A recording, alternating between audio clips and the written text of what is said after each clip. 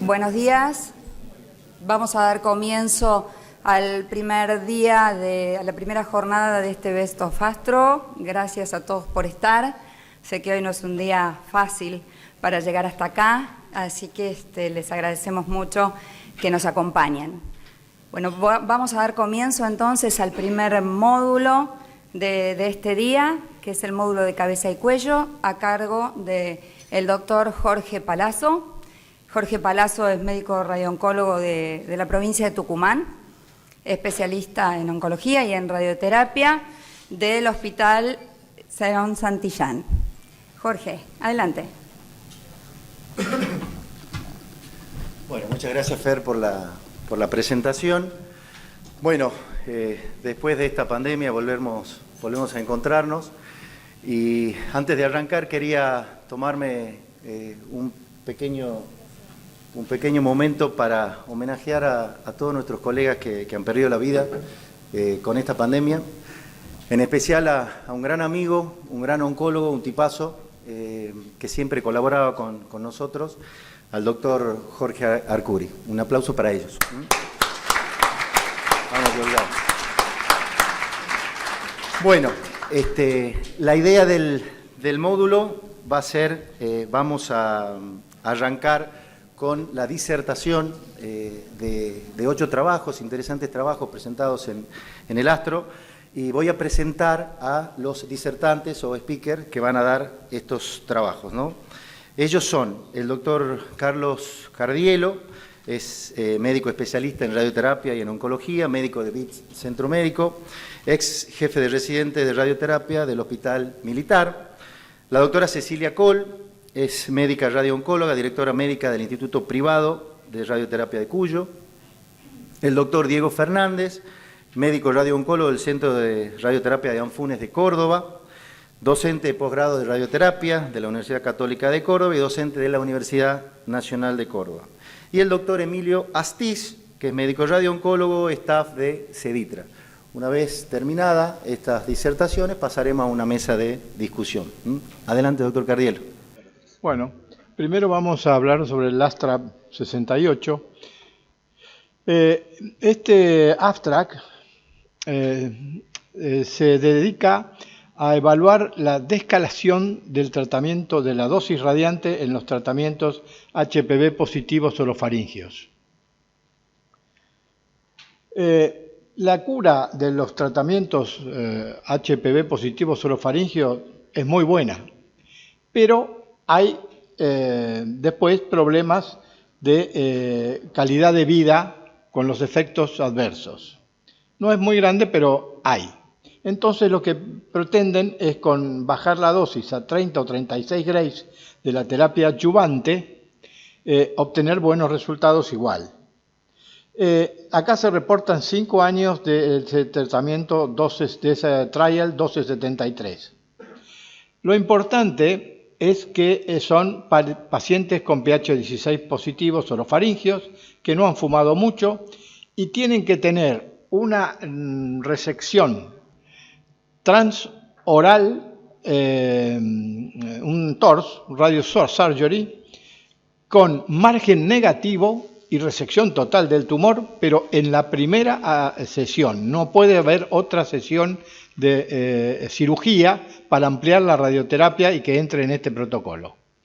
De esa manera queda una corte A con pacientes de riesgo intermedio, con más o igual T3, más o igual N2, con invasión linfovascular y perineural, y la corte B, que es de peor pronóstico, con pacientes con invasión extracapsular. Entonces, cirugía, y dentro de las 3 a 6 semanas, tienen que ver si los pacientes son elegidos para ello, qué calidad de vida tienen, porque si ya vienen con calidad de vida con problemas no entran, y se estratifican corte A y corte B.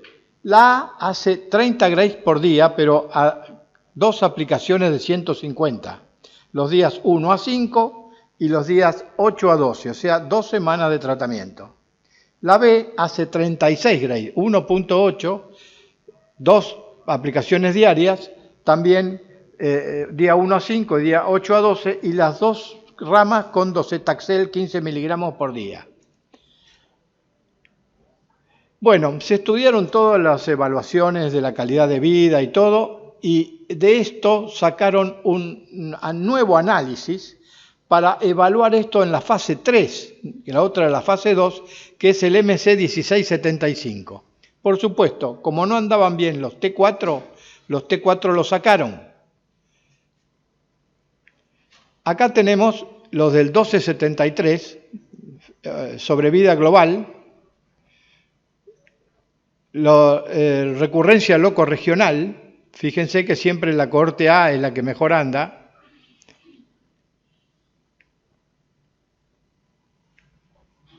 Y acá empieza la sobrevida global de que ya sacamos los T4. Fíjese que la sobrevida mejora. Siempre está mejor, bien la cohorte A.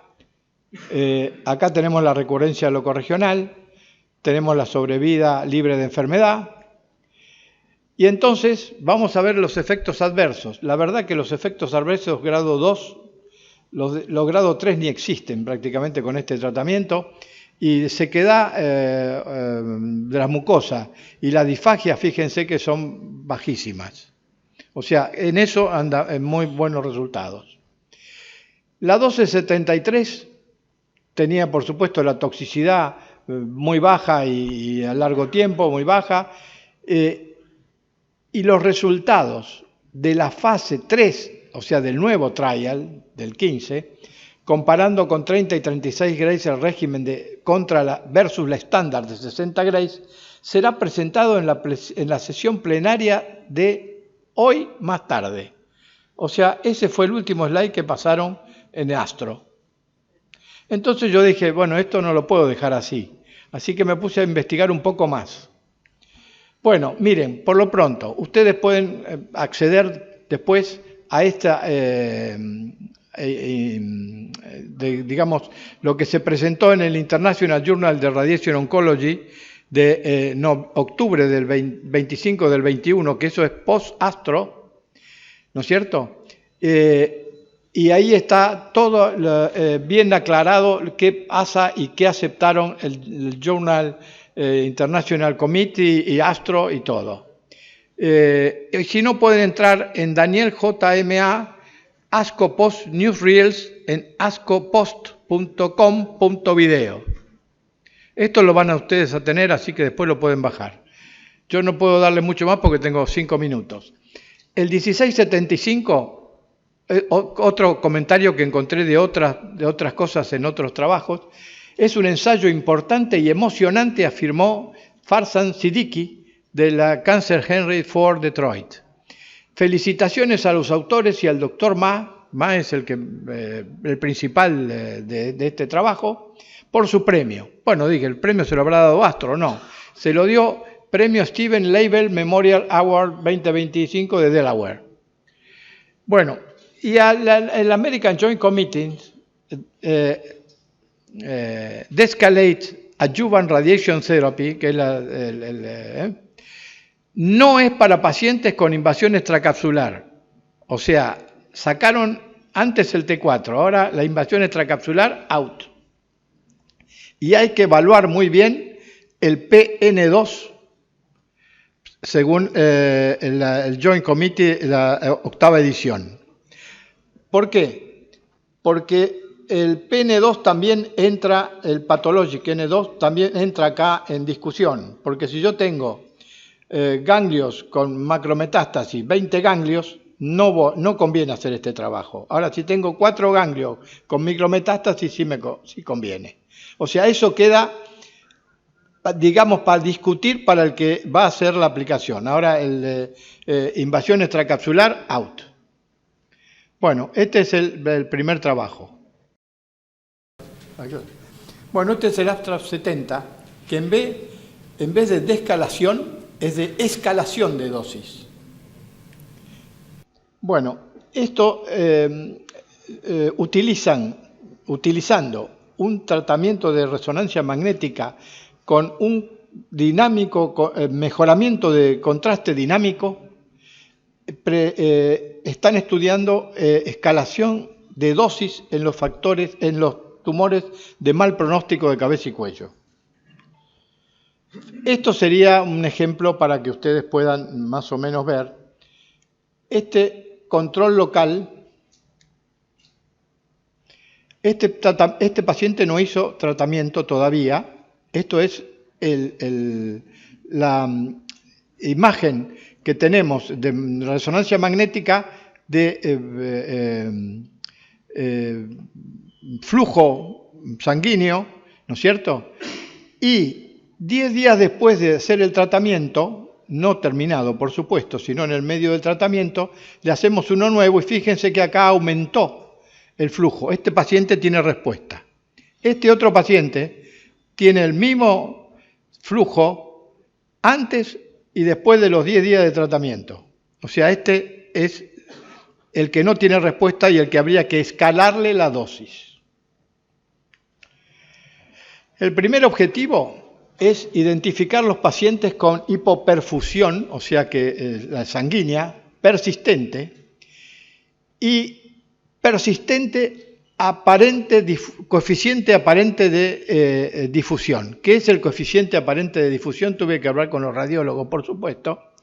Es que cuando hay células que mueren, pero no, por supuesto, viene vascularización, porque los neovasos son muy defectuosos y al morir las células dejan espacio y por eso aumenta el flujo sanguíneo.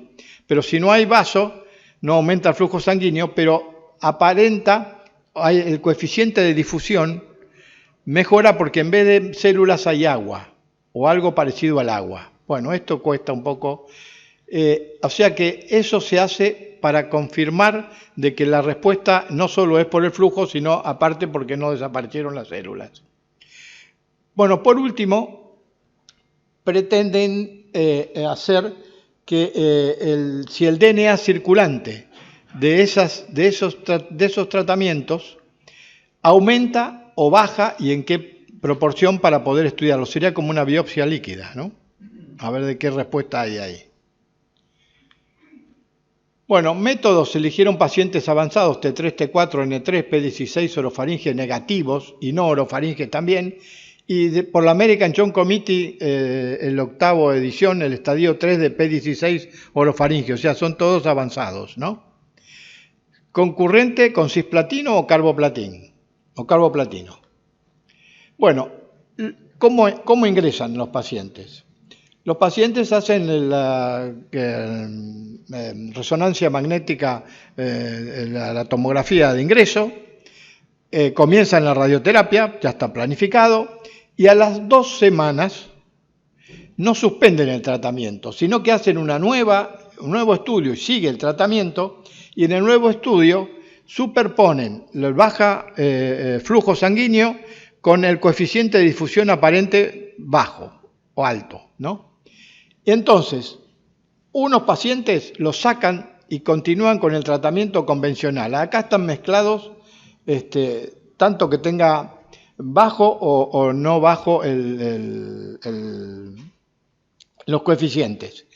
Y después hay unos que pasan, siguen con el tratamiento estándar, aún teniendo los coeficientes bajos, como si fuera la parte del otro que vimos que no había cambiado, y otros que le hacen un boost de 250 centigrados por fracción a partir del día 15. Pasaron 5 días, por supuesto, más de tratamiento de esto, porque no suspendieron el tratamiento, pero llevó 5 días llegar a hacer todos los estudios.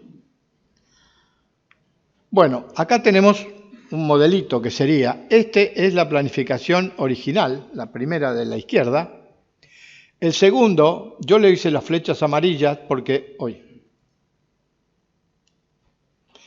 no hay cambios. Fíjense que no todo es bajo, tanto el flujo como el coeficiente. Este sería el caso más grave, ¿no es cierto? Y fíjense que hacen una nueva planificación en esos 5 días y llevan las dosis a 8.400 centigrados. La dosis es de 80 grays, pero el equivalente en el tiempo ese, porque son de 250, equivalen a 86 grays para equivalente a fracciones de 2 grays. Bueno, acá tenemos algunos resultados. Sobrevida global libre de enfermedad mejora con lo rojo, que es los que hacen el boost, versus los negros que no hacen el boost. Ahora, si usted los separa, vemos que los únicos que tienen ventaja, yo lo marqué acá para que por si no, son los que son P16 positivos. Los otros es como si no hiciéramos el estudio ese, no sirve para nada. Sobrevida global es similar, pero si los separamos en los que son P16 positivos, los P16 positivos tienen mejora de la sobrevida. Los que hicieron el boost de 250. Los otros no sirve para nada. Control loco regional, tienen mejor los que hacen el brazo, que hacen el boost. Pero fíjense que ese aumento se debe a los P16 positivos, no a los otros. Acá tenemos, ¿se acuerdan que había quedado un grupo que eran mezclados, que no se hacía el estudio, no le daban valor al estudio y quedaban mezclados, los que se quedaban a la derecha? Fíjense que prácticamente tienen el mismo resultado que los que hacen el boost en rojo. Y los que, por supuesto, eran todos que eran no mezclados, que eran los de la izquierda, pero hacían el tratamiento estándar, tienen el peor pronóstico, ¿no? Bueno, esto por supuesto no aclaró mucho el asunto del uso, pero aparentemente serviría para los P16. Y después, estudiando el DNA circulante, los pacientes que tienen rápida respuesta, o sea que respondieron al tratamiento, son los verdes, porque la verdad que lo podían haber hecho en otro color, son los verdes, y aumenta de golpe el DNA circulante, baja de golpe y después se mantiene en cero, como si se hubieran curado. En cambio, los que no respondieron van bajando lentamente, pero después que pasó el tratamiento empiezan a subir. O sea, no se curan. Podría ser que este DNA circulante nos sirva como evolución del paciente o lo que está pasando. Bueno, la discusión de esto. Yo lo puse acá en rojo para no hablar mucho. Lo que sirve los que se benefician son los P16 positivos, los orofaringeos de P16 positivos. La toxicidad grado 3 y los 3 meses de uso de intubación para comer y todo lo demás no empeoraron por usar el boost de 250. Y estadísticamente la calidad de vida, comparando con la EORT, QLQ30 y HN35, los pacientes reportados no tuvieron cambios, o sea que la tolerancia es buena. Bueno, esto es todo, después veremos si se acuerdan. Bueno, muy buenos días, un placer estar con ustedes nuevamente en forma presencial. El primer trabajo que voy a presentar es un informe final del ERT-UGI 0022, que es un estudio fase 1, fase 2 de radioterapia IMRT para el cáncer de orofaringe. Este trabajo fue el primero en mostrar que la radioterapia de intensidad modulada era útil para los tumores de cabeza y cuello. Sin embargo, recién se introdujo en la clínica hace 2 décadas. En el año 2001, el ERT-UGI abrió este primer ensayo clínico multicéntrico que evalúa la IMRT para el cáncer de cabeza y cuello. Los endpoints primarios analizados en este momento fueron fallo loco regional, por lo menos 20% a 2 años, y la reducción en la serostomía de al menos 35%. Este informe final destaca endpoints secundarios adicionales, incluidas las toxicidades tardías el control de enfermedad a largo plazo y resultados de supervivencia. Se incluyeron 69 pacientes de 14 instituciones diagnosticados con cáncer de orofaringe. Se analizaron 67 de los 69 pacientes incluidos entre los años 2001 y 2005. El 75% de los pacientes tenía enfermedad T2 y 57% eran N0. Las toxicidades tardías más altas notificadas, consideradas 90 días después del inicio de la radioterapia, fueron grado 5 ninguna, grado 4 9%, grado 3 13% y grado 2 63%. Las toxicidades grado 3 y grado 4 fueron a nivel de membranas mucosas, hueso, esófago, glándula salival, dolor, pérdida de peso y hemorragia.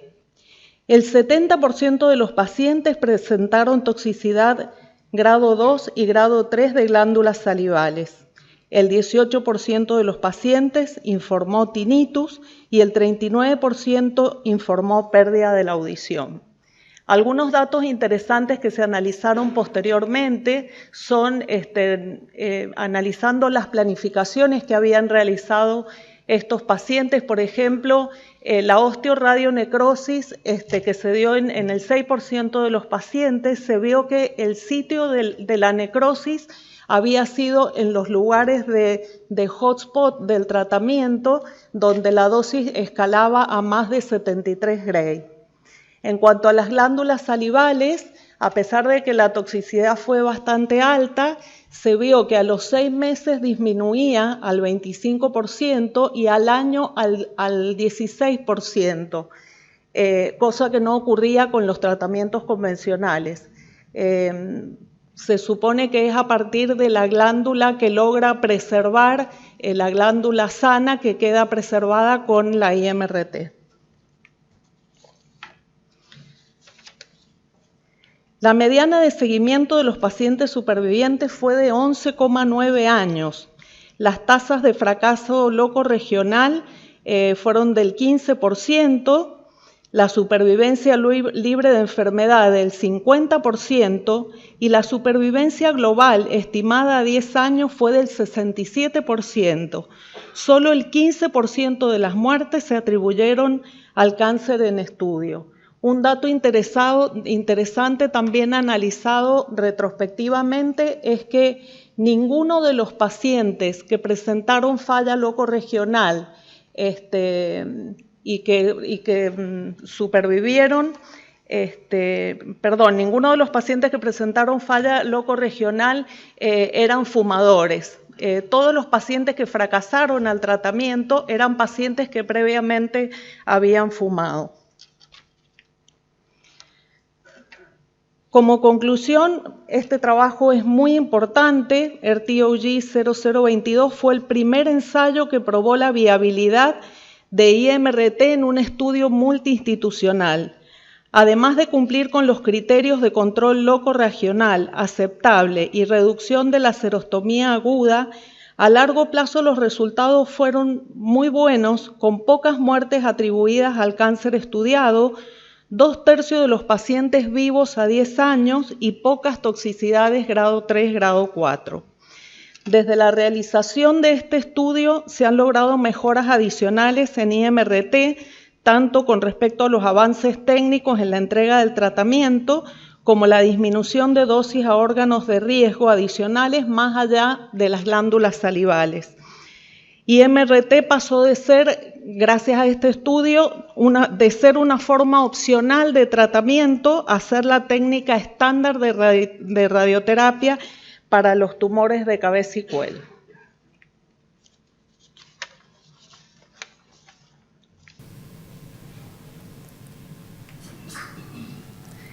El segundo trabajo es un análisis por biopsia líquida de fluido de drenaje quirúrgico para medir enfermedad residual mínima postoperatoria en cáncer de orofaringe HPV positivo. Es un trabajo de la Universidad de San Luis, Washington, a cargo de Ricardo Ramírez y colaboradores. El trabajo propone una medida objetiva de la enfermedad residual mínima postoperatoria utilizando ADN de BPH medido en líquido de drenaje quirúrgico. A diferencia del plasma, este novedoso análisis del sitio quirúrgico proporciona una enfermedad local específica del sitio de recaída locorregional, lo que representaría un dato crucial para la toma de decisiones sobre tratamiento radiante. 32 muestras de líquido de drenaje quirúrgico fueron recolectadas del lecho de la herida quirúrgica de 24 pacientes con tumores de orofaringe HPV positivo, sometidos a resección transoral y disección de cuello. Cada espécimen fue recolectado 24 horas después de la cirugía y fue tratado en forma independiente en los casos de disección bilateral de cuello. Se aisló ADN de BPH16 medido por PCR cuantitativa Tachman, que es un estudio sumamente específico, para comparar con diagnóstico patológico de extensión extracapsular, número y tamaño de ganglios linfáticos positivos. También se obtuvieron muestras de plasma pareadas de más de 21 pacientes con ganglios positivos, extraídas en el mismo momento de la recolección del líquido de drenaje quirúrgico, para comparar la detección de ADN viral entre distintos tipos de fluidos. La asociación de DNA de HPV obtenido del líquido de drenaje se correlacionó en forma dosis dependiente con la agresividad histopatológica, siendo el número de copias virales por microlitro medidas en el líquido de drenaje en cuellos N1-N2 7,5 veces mayor que en cuellos N0 y 43 veces mayor en cuellos con extensión extracapsular positiva en comparación con cuellos N negativo. Luego evaluaron cómo el número de copias del virus se correlacionaba con las decisiones de tratamiento por parte de una junta multidisciplinaria de tumores. Mirando retrospectivamente, encontraron que el número de copias de virus se correlacionaba con la agresividad de los tratamientos que se habían indicado en cada caso. También compararon la detección de virus del líquido de drenaje quirúrgico y muestras de plasma pareadas. En pacientes con extensión extracapsular positiva, la detección fue del 94% en el líquido de drenaje y 62% en el plasma 24 horas después de la cirugía. A modo de ejemplo, se presentan un par de casos. Este es el caso de un paciente con un tumor de 2 centímetros, HPV positivo, que tenía un solo ganglio positivo. El DNA en el plasma era negativo y este paciente no se le indicó tratamiento adyuvante. Después se vio que el líquido de drenaje quirúrgico era positivo, o sea, mucho más sensible que la muestra a nivel plasmático. Y como podemos ver, presentó una recaída local ganglionar a los 4 meses. El segundo caso es de un paciente más avanzado con un tumor de casi 4 centímetros, HPV positivo, en el cual se encontraron 12 ganglios positivos, muchos de ellos con extensión extracapsular. La muestra plasmática de ADN fue positiva para HPV y también la del líquido de drenaje quirúrgico. Este paciente realizó un esquema de radioquimioterapia. De confirmarse estos datos, la cuantificación del BPH del líquido de drenaje quirúrgico podría convertirse en un complemento útil y sistemático de los métodos tradicionales para la toma de decisiones postoperatoria del ADN de HPV en el líquido de drenaje quirúrgico proporciona un marcador objetivo y temprano de enfermedad mínima residual en el lecho operatorio, altamente sensible en comparación con el plasma y se correlaciona con características patológicas agresivas, incluida el estatus ganglionar y la extensión extracapsular. De confirmarse estos datos, la cuantificación del BPH del líquido de drenaje quirúrgico podría convertirse en un complemento útil y sistemático de los métodos tradicionales para la toma de decisiones de tratamiento adyuvante postoperatorio. Muchas gracias.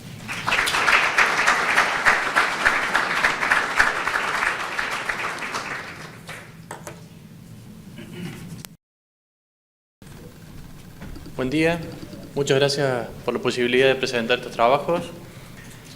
Vamos a ir. El primer trabajo que me tocó es un trabajo presentado por el doctor Nils Nicolai de Freiburg, Alemania, que es el desarrollo de un clasificador pronóstico hipoxia e inmune en pacientes con tumores de cabeza y cuello que van a recibir radioterapia, y son los resultados de un ensayo prospectivo. Como antecedente sabemos que la hipoxia produce radioresistencia tanto en las células tumorales como sanas, y ellos lo que hicieron fue en 49 pacientes un estudio de diagnóstico por imágenes, porque hicieron un PET con fluoromisonidazol, que es un marcador para hipoxia, y ese lo hicieron en la semana, a ver si marca, lo hicieron en la semana 0, en la semana 2 y en la semana 5 para evaluar la respuesta de la hipoxia durante el tratamiento y posterior.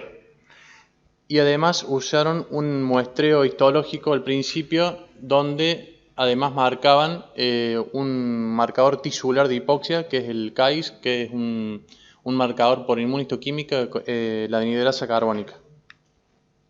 Bueno, acá podemos ver un ejemplo donde podemos ver en el día 0, el día 2, se hace el PET con FMISO, y el día 5 al finalizar la radioterapia. Y vemos en este es un ejemplo de un paciente que se llama respondedor temprano de la hipoxia, o sea, como vemos cómo baja la hipoxia a lo largo del tratamiento.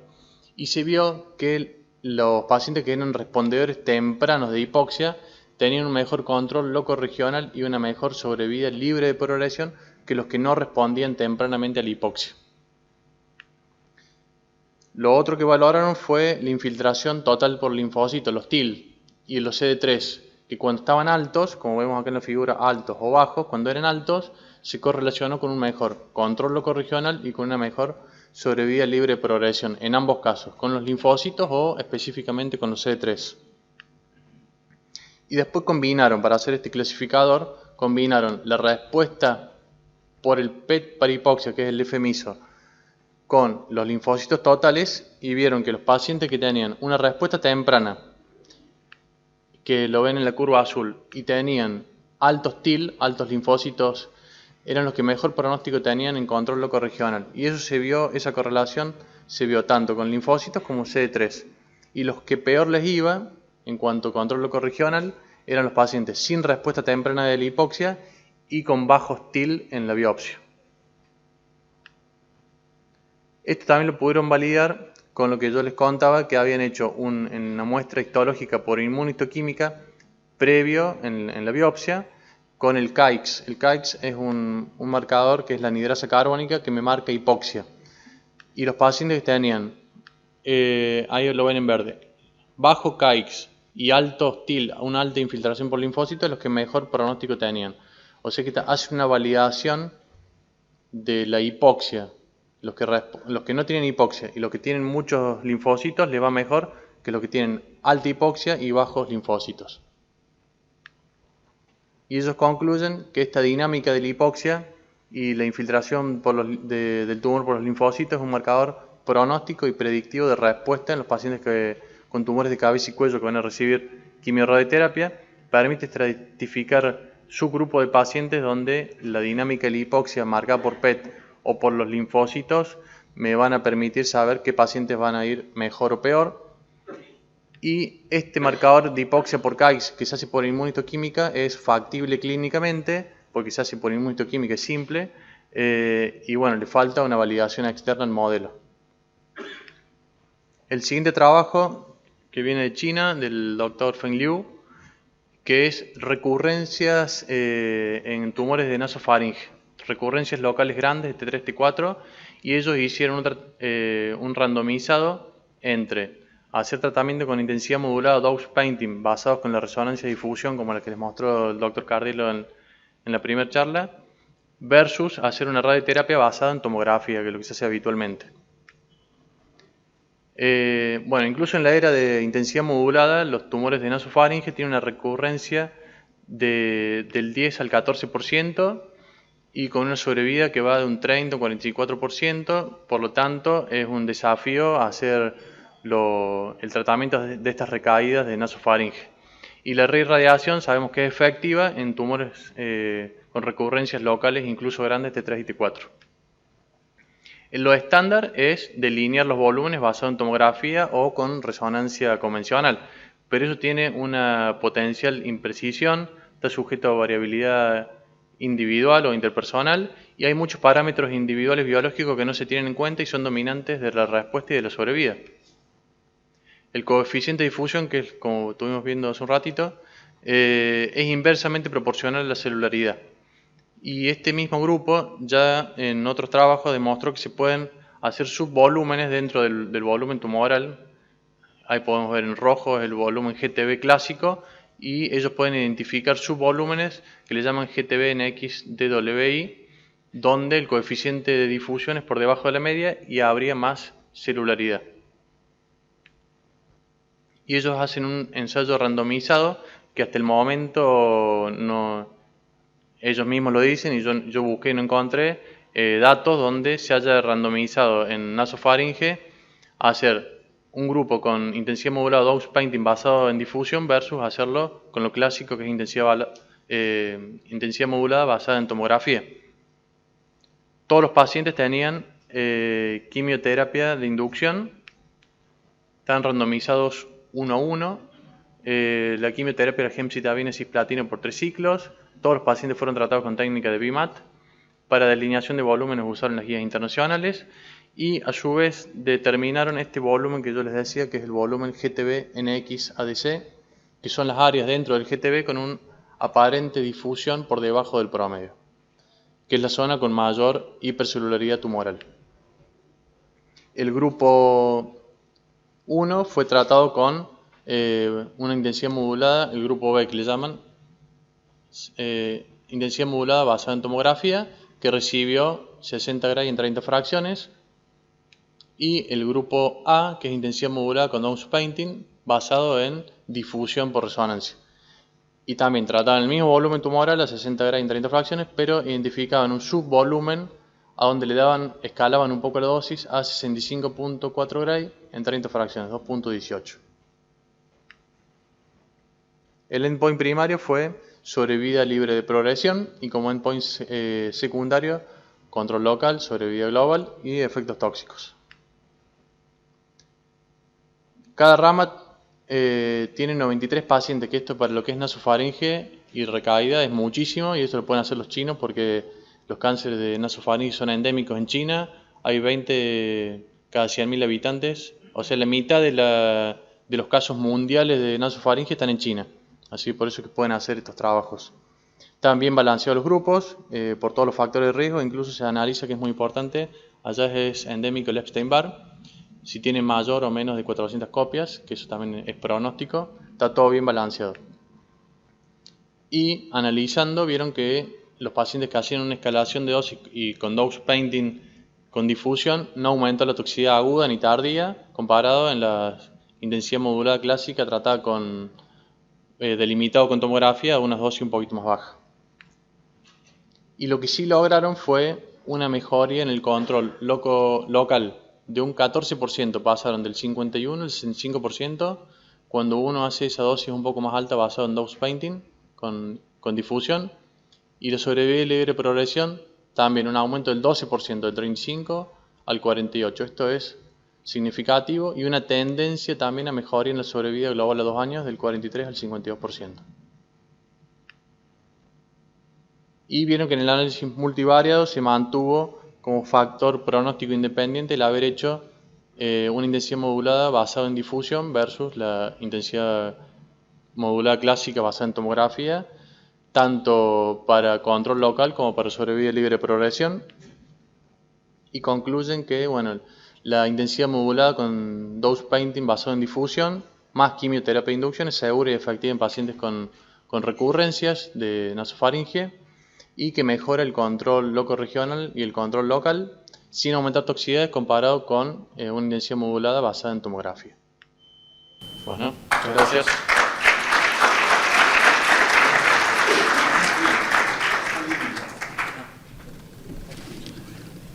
Buen día, quiero agradecer a Satro la invitación. Vamos a presentar este estudio fase 3 randomizado doble ciego placebo controlado que evalúa la utilidad de gabapentina profiláctica versus placebo para prevenir el dolor inducido por mucositis en pacientes con cáncer escamoso de orofaringe tratado con radioquimioterapia. Estudio presentado por el doctor Andrew Cook del Hospital Henry Ford. ¿Qué sabemos? Conocemos el alto consumo de opioides una vez finalizado el tratamiento de radioquimioterapia en esta población de pacientes. También conocemos que hay muchos estudios prospectivos y retrospectivos que evalúan el rol de la gabapentina profiláctica en esta población de pacientes, pero los resultados son mixtos y las poblaciones son muy heterogéneas. Ninguna incluyó placebo. El objetivo del estudio fue evaluar la utilidad de la gabapentina profiláctica comparada con placebo para disminuir el dolor inducido por mucositis, para disminuir el consumo de opioides, mejorar la calidad de vida y evaluar el impacto en el uso de sonda de alimentación enteral. Se reclutaron 65 pacientes con cáncer escamoso estadio 3-4 y se programó hacer radioterapia 70 Gray concurrente con platino. Quedaron excluidos 7 pacientes y el ensayo fue randomizado 1 a 1. Fue muy homogénea la muestra. Los pacientes completaban un formulario PROMS, FACT-HN y PROC-CATE al momento del inicio del tratamiento y semanalmente hasta la semana 6 de haber finalizado el tratamiento. Estos formularios hacen preguntas en función a cómo te sentiste en los últimos 7 días. No demostró beneficios, no mostró diferencia significativa gabapentina en la llama de PROMS. PROMS es un score que evalúa 10 preguntas que intenta responder la función oral asociada a la mucositis. Cuando se evalúa el índice funcional FACT-HN, la llama de gabapentina tuvo una disminución del índice funcional. Este índice funcional lo que hace es evaluar 39 preguntas para evaluar calidad de vida, bienestar funcional, social, emocional. Cuando se evalúa el índice de PROC-CATE, no hay una disminución significativa en la llama de gabapentina, y este índice lo que hace es evaluar 128 elementos para 78 toxicidades de cabeza y cuello. No hubo diferencias significativas en el consumo de opioides. Gabapentina demostró que le fue peor a los pacientes tratados con gabapentina con más requerimiento de sonda para alimentación enteral. Como conclusión, gabapentina 600 miligramos 3 veces al día no fue efectiva para disminuir el dolor, disminuir el consumo de opioides, para mejorar calidad de vida o utilizar menos sondas de alimentación enteral. Son necesarios otros estudios para ver las tasas de respuesta para mejorar el dolor y disminuir el consumo de opioides.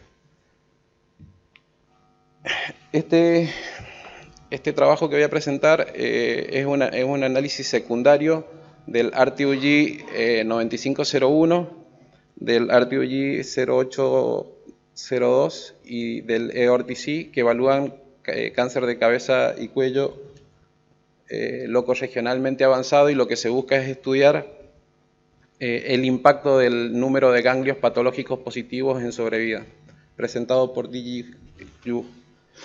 El RTUG 9501 es un estudio fase 3 que estuvo abierto desde el 95 hasta el 2000. reclutó 410 pacientes con cáncer escamoso de cabeza y cuello operados de alto riesgo.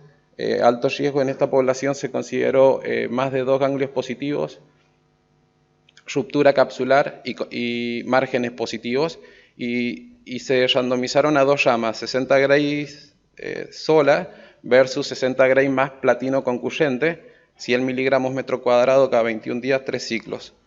Con una mediana de seguimiento de 45.9 meses a 10 años, no hubo diferencias significativas en control loco regional sobre vida libre de enfermedad y sobre vida global cuando se analiza el estudio, pero en un análisis de subgrupo se pone en evidencia que los pacientes con cirugía R1 con margen microscópico positivo y en pacientes que tenían ruptura capsular, cambia la cuestión. La tasa de recidiva locorregional para la rama que hizo solo radioterapia sola fue de 33.1% versus 21% para los que habían hecho radioquimio. Cuando se evalúa sobre vida libre de enfermedad, los pacientes que habían hecho solo radioterapia es de 12.3%, cuando se la compara con radioquimio es 18.4%, cuando evaluamos sobre vida global cambia también y se modifica en beneficio de radioquimioterapia de 19.6 versus 27.1 con P significativas. El estudio EORTC 22931 es un estudio fase 3 que estuvo abierto desde el 94 hasta el 2000. Reclutó 334 pacientes también con cáncer escamoso de cabeza y cuello locorregionalmente avanzados que fueron operados y también evaluaban la indicación de la adyuvancia con radioquimioterapia concurrente. Acá ya evaluaron 66 Gray. La mediana de seguimiento fue de 60 meses y cuando se evalúa sobre vida libre de enfermedad hay un franco beneficio en favor de radioquimio concurrente en sobrevida libre de enfermedad, 36 versus 47. Cuando se evalúa sobrevida global, en la tasa de radioterapia sola fue de 40% versus 53% en la rama de radioquimio. Recidiva locorregional fue del 31% versus al 18%. Con toxicidades predecibles y aceptables. Cuando evalúan el RTUG 0234, es un estudio fase 2, estuvo abierto del 2004 hasta el 2006, reclutaron 203 pacientes operados con cáncer de riesgo,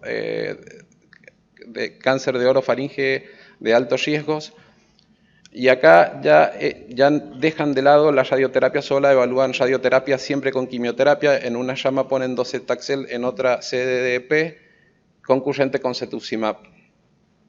La mediana de seguimiento de este estudio fue de 4.4 años, con sobrevida libre de enfermedad 2 años de 69% para la rama de platino versus 79% para la rama de docetaxel. Cuando evalúa sobrevida global a 2 años es de 57% para la rama de platino versus 66% para la de docetaxel. Acá ya se ve que los pacientes que eran PEP16 positivos mostraron mejores tasas de respuesta a los tratamientos. Quimio-radioterapia, cetuximab, es factible, tolerable, con perfil de toxicidad predecible, y docetaxel muestra mejoría en sobrevida libre de enfermedad y sobrevida global. Este análisis secundario de subgrupo que presenta DigiLu evalúa el impacto de la cantidad de ganglios patológicos positivos.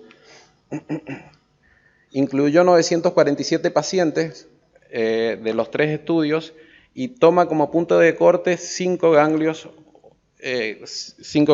Dice que en el análisis multivariado que menos de 5 ganglios es la meseta en donde se evalúa la tasa de respuesta. Cuando evalúa sobrevida global, los pacientes que tenían menos de 5 ganglios positivos a 5 años, era la tasa de sobrevida 54% versus 42% cuando hay más de 5 ganglios positivos.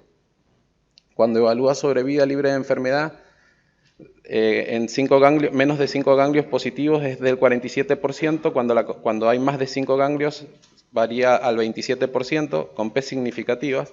La residual locorregional también de 22% versus 32% cuando aumentan los números de ganglios arriba de 5, y la tasa de metástasis a distancia es lo mismo, 22% versus 38%. Las conclusiones del estudio: que el número de ganglios positivos se validó como un factor independiente asociado a peor sobrevida global y sobrevida libre de enfermedad, y más de 5 ganglios positivos puede usarse como un indicador para intensificar tratamientos en ensayos clínicos futuros. Gracias.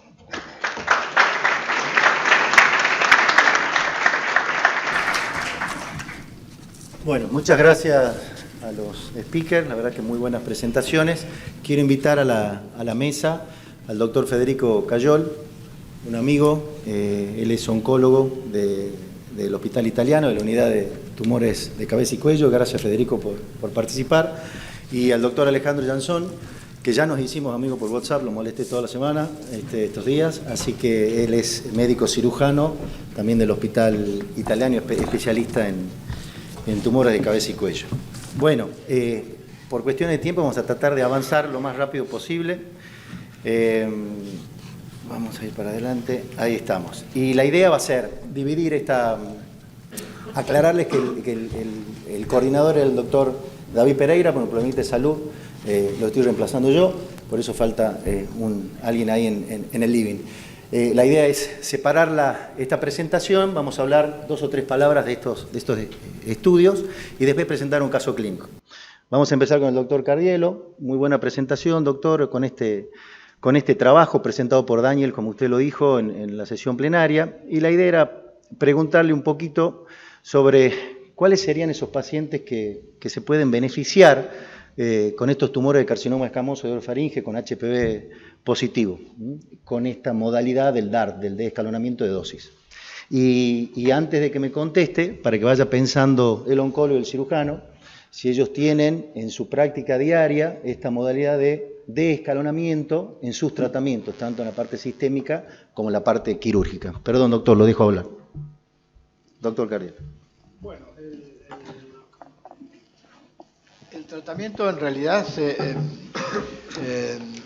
dirige a un esquema totalmente distinto a reducir una dosis de a 200 en número de fracciones que usamos comúnmente, sino que usa un hiperfraccionamiento con dosis de 150 o de 180 centígrados.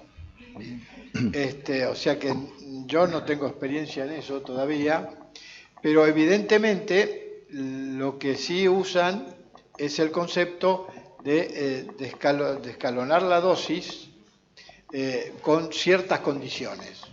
Una es que no lo hagan con compromiso de cápsula de los ganglios.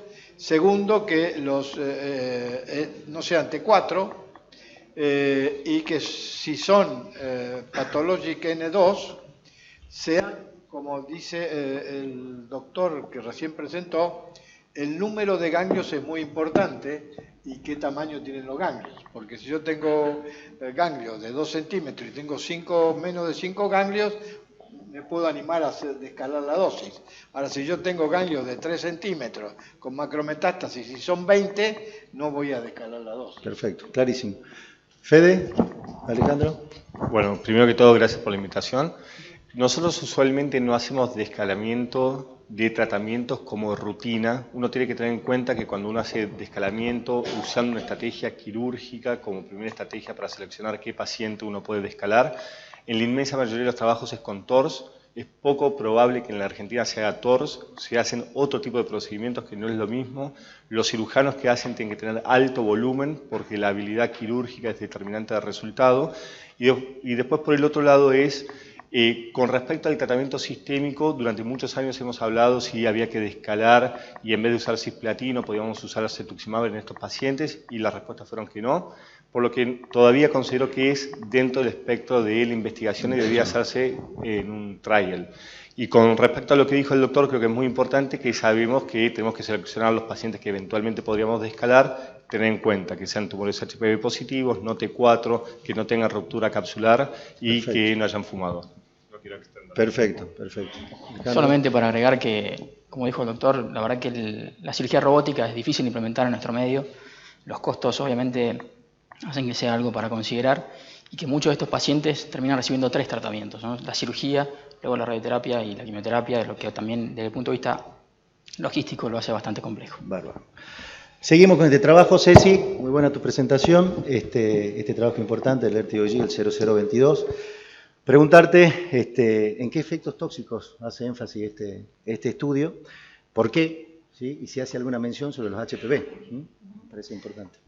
Bueno, como vimos, el trabajo hace hincapié sobre todo en el tema de la serostomía, que los resultados del trabajo fueron buenos en cuanto a que la IMRT daba muchos mejores resultados que el tratamiento convencional y que se vio que a largo plazo, sobre todo la toxicidad a nivel de glándulas salivales disminuía con el tiempo, lo cual se supone que es a expensas del porcentaje de glándula sana que puede preservar esta técnica.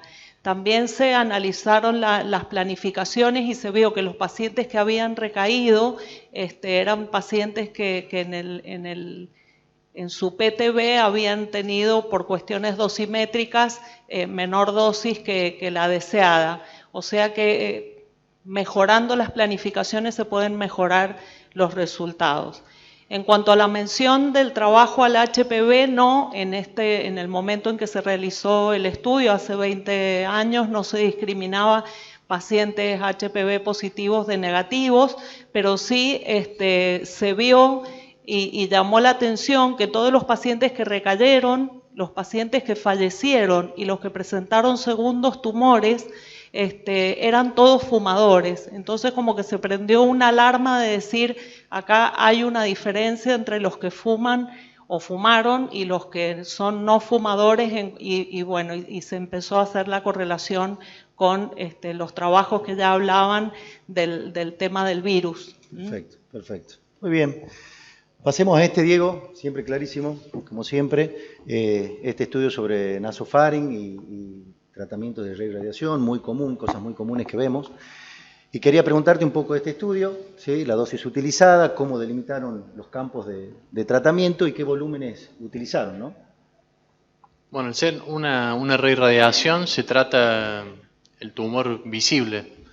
Lo que están diciendo ellos es que se puede mejorar el tumor visible que uno marca normalmente por tomografía y que en nasofaringe yo creo que siempre, de primera vez o en recurrencia, siempre tenemos que usar como mínimo una resonancia porque la extensión en base de cráneo no se ve con tomografía, o sea que sí o sí tenemos que usar resonancia y lo que está bueno de este trabajo que aprendimos que con la difusión podemos identificar un subvolumen para que en esa zona hacer una dosis un poco más alta.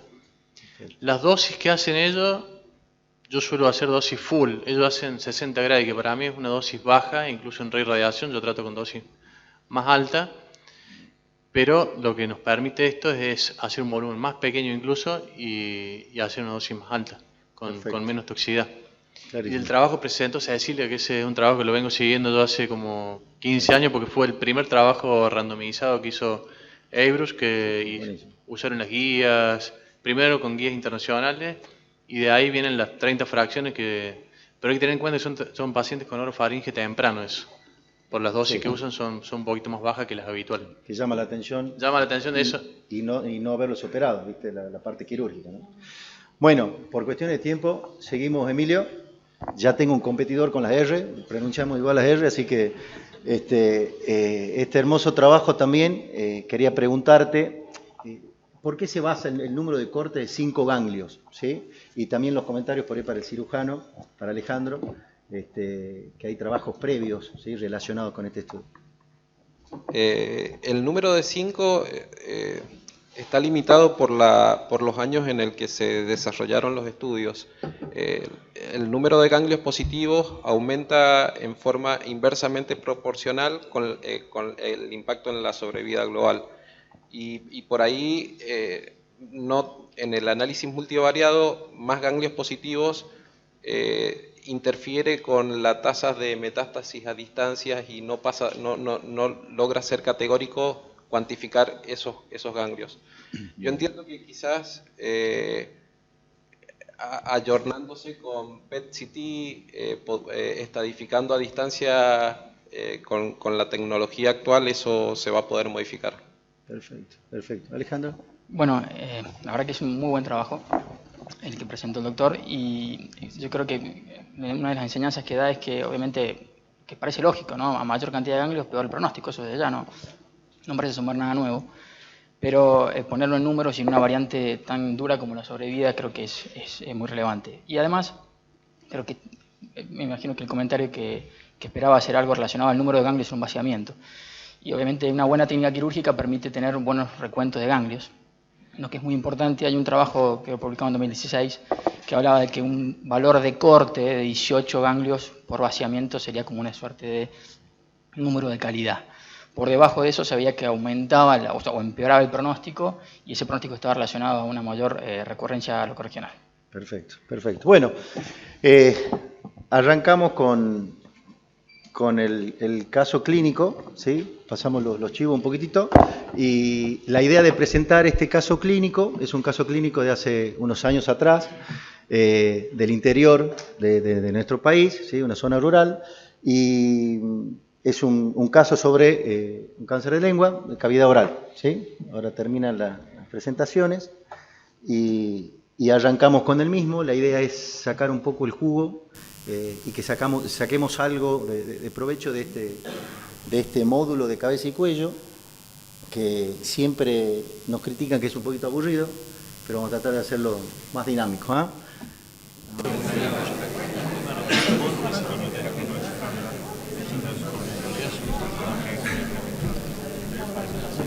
Bueno, perdón por el retraso. Sí, fue un split. El doctor Cayol quería que sea dinámico, está siendo dinámico, llamamos la atención. El caso, bueno, ya lo presentamos ahora, es un caso de cavidad oral, un cáncer de lengua, como les decía, una paciente femenina, ex tabaquista, ¿sí? Con 2 atados por día, antecedentes de alcoholismo, y inicia la sintomatología en cavidad oral, con una lesión en la lengua, interpretándolo como una patología infecciosa. La tratan como tal, con antibióticos, y esta lesión va aumentando de tamaño. Bueno, ahí estamos. Repito, es un caso clínico de hace unos años atrás, interior del país, y la idea es que podamos aprender todos y sacar el jugo a este caso, con las cosas buenas y malas que se pueden haber hecho. Resonancia magnética, lesión sólida en la punta de la lengua de 2 por 4 centímetros, la biopsia, ¿sí?, de la lesión, un carcinoma epidermoide infiltrante, estudio de estadificación negativos, ¿sí? La conducta en ese momento, en junio del 2017, una glosectomía parcial que muestra un extenso carcinoma epidermoide moderadamente diferenciado, infiltrante, con áreas de necrosis, foco de invasión vascular, linfática y perineural, límites de resección comprometidos. En ese momento, un tamaño tumoral de 3 por 2 centímetros. Como les decía, año 2016-17, en ese momento un T2, hoy podríamos decir T2 o T3, no teníamos el DOI. Obviamente todos tenemos un amigo anatomopatólogo. Explícame un poquitito la diferencia entre el DOI y el espesor tumoral. Me mandó esa diapositiva, le digo, no, explícamelo para mí. Y me dio este ejemplo muy importante, muy lindo, sobre un iceberg, ¿sí? La membrana basal vendría a ser el límite sobre el nivel del mar. Todo lo que esté por debajo de la membrana basal lo interpretamos con el DOI, factor pronóstico, ¿sí? Y por arriba el espesor tumoral. Vamos a adelantar un poquitito, y la pregunta a la mesa, en realidad al cirujano primero. ¿Qué hubieras hecho con este paciente, con esa lesión y teóricamente la estadificación negativa, Alejandro? ¿Sí? Bueno, y creo que inicialmente nosotros hubiéramos tomado otra conducta, ¿no? Es una paciente que con esa biopsia habría que ver la lesión clínicamente, pero se hubiera planteado un tratamiento probablemente quirúrgico de inicio, con una cirugía asegurando un muy buen margen. Recordemos que la lengua no tiene que dar un margen más de 5 milímetros, la lengua tiene la sorpresa que uno da 1 centímetro clínico, macroscópico, después cuando lo va a ver el patólogo se te dice, está cerquita, vos dijiste, pero le di 1,5 centímetros y el agujero que tiene la lengua es grande. Pero habría que dar un muy buen margen y obviamente había que sí, más allá de que los ganglios eran negativos clínicamente por imágenes, había que tratarlo, el cuello, por lo menos un vaciamiento electivo bilateral, porque entiendo que la lesión pasaba para el otro lado. Perfecto. Eso hubiera sido por lo menos de inicio, luego una discusión multidisciplinaria. ¿Un VAC suficiente? Lo dijiste. ¿Cómo? 18 ganglios, ¿un VAC suficiente? ¿Cómo sería el...? Bueno, ese vaciamiento de 18 ganglios era un vaciamiento, digamos, completo. Y si bien sería de grupos 1, 2 y 3, sí, normalmente 1, 2 y 3, claro. Y no sé si un 4, porque está un poco el piso de la boca, y sacar el 4 cuando uno está haciendo 1, 2 y 3 no cuesta nada. Perfecto. Y es rápido y en general bueno, un número alto. Se siguieron complicando las cosas, se decide ampliar los márgenes, la paciente no quiere operarse e inicia un tratamiento oncoespecífico con quimio y con radioterapia. Fede, ¿le agregarías algo a este tratamiento radiante? Sí, le hubiese agregado antes una recirugía. Creo que lo más importante acá para discutir es la recirugía para ampliación de margen y negativización del margen. Perfecto. Una vez que, por el motivo que fuese, no se puede hacer, si uno va a hacer tratamiento de radioterapia, está esta discusión eterna si cuando agregamos la quimioterapia es cada 21 días, dosis altas versus semanal. Hay metaanálisis que muestran que tenemos que llegar a esa dosis de 200 miligramos metro cuadrado por lo menos, y después está esta discusión, muchos trials a favor o en contra de una u otra modalidad. Hay un trabajo japonés que mostró que hacer 40 miligramos semanal es al menos no inferior que cisplatino 100, pero es una discusión todavía en oncología. Me parece que lo importante es alcanzar esa dosis. Si vas a hacer semanal, hace 40 miligramos metro semanal, y si no, lo estándar cada 21 días. Perfecto, perfecto. Y ahí yo creo que el limitante de la cirugía ha sido la reconstrucción, porque si estás diciendo que viene del interior, hay que ver si tienen capacidad para afrontar un caso así que necesitas sí o sí. La reconstrucción es clave, pero para por poder ahí, hacer una cirugía más amplia. Yo estoy de acuerdo, pero por ahí en ese caso entonces lo derivas. Claro. Sí, bien. Radioterapeutas, ¿qué hubiéramos hecho? ¿Qué tratamiento le hubiéramos dado a este lecho quirúrgico, teóricamente, áreas ganglionares? Yo tengo inclusive, hay un tratamiento que hace poco tiempo fue ingresado y yo estoy a favor, como dijo este cirujano, que los ganglios 2 y 3 hay que vaciarlos. Bueno, y si hay una recaída, habría que irradiarlos. Pero el que envió el paciente lo envió para irradiar lecho. Yo lo contacté entonces en la derivación puso irradiar solo lecho, no quería irradiar otra cosa. Yo estoy de acuerdo con que hay que irradiar los ganglios. Perfecto. Porque aunque parezca mentira, si uno agarra los radioterapeutas, vamos a hacer el libro de Lee, van a ver que irradia los ganglios desde arriba hasta abajo, hasta el grupo 4 y hasta el grupo 5 en el ipsilateral. Bueno, pero hay algunos cirujanos que no quieren hacerlo y los pacientes no quieren correr el riesgo de la toxicidad que pueden tener. Pero estoy de acuerdo con él de que conviene irradiar no solo el lecho, por supuesto con el platino, todo, sino que hay que irradiar los ganglios. Perfecto. Lo que pasa es que me parece que llamar adyuvante esto es entre comillas, porque no estamos hablando de un R0, o sea que ya de entrada la dosis de 66 Gray para un paciente que todavía tiene enfermedad residual es totalmente insuficiente. Y con un cuello desconocido tampoco podemos dar una dosis como si fuera N0. Entonces habría que plantearlo como un tratamiento para un paciente con la enfermedad puesta. Otra cosa importante que también hizo referencia a él es que cuando viene con margen negativo de 2 milímetros no sirve para mucho. O sea, inclusive hay una cierta exposición como de riesgo según el margen positivo que tienen. Si tienen 5 está aceptable y lo ideal sería 7. Si tiene 2 estamos como que no es muy riesgoso, es de alto riesgo el paciente. Bueno, este paciente, bueno, finaliza la radioterapia, 66 grados se te ve en el lecho, 50 en áreas ganglionares. Bueno, por cuestiones de tiempo vamos a pasar estos trabajos, el trabajo de Cooper Venier, que afirma la quimio-radioterapia en aquellos pacientes con márgenes positivos y extensión extracapsular, o este trabajo de Piñón también, en el beneficio en la sobrevida con la adicción de la quimioterapia, ¿sí? Estas son las indicaciones que nosotros tenemos entonces para irradiar estos pacientes post-op, ¿sí? Con márgenes positivos, TT4, invasión linfovascular, perineural, más de 1 o 3 ganglios, y el famoso DOI, más de 3 milímetros. Bueno, la técnica de irradiación, creo que ya la estamos hablando, comparto con los colegas.